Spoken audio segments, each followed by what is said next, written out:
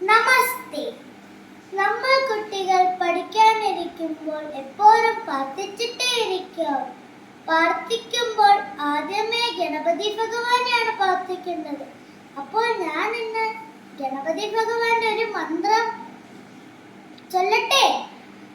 ഓം വക്രതുണ്ട മഹാകായ സൂര്യകോടി സമപ്രഭ നിർവിഘ്നം കുരു മേ ദേവ സർവകാര്യേഷു സർവദാ.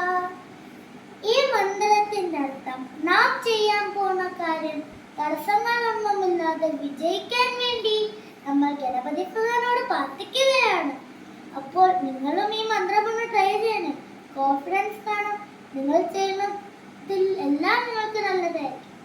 അപ്പോൾ ഈ വീഡിയോ ഇഷ്ടപ്പെട്ട ലൈക്ക് ചെയ്യണം, സബ്സ്ക്രൈബ് ചെയ്യണം, താഴെ ബെൽ ബട്ടൺ ഒക്കെ 10 ദിവസം കാണാം. Tata, bye bye. നിങ്ങൾക്ക് സന്തോഷമായി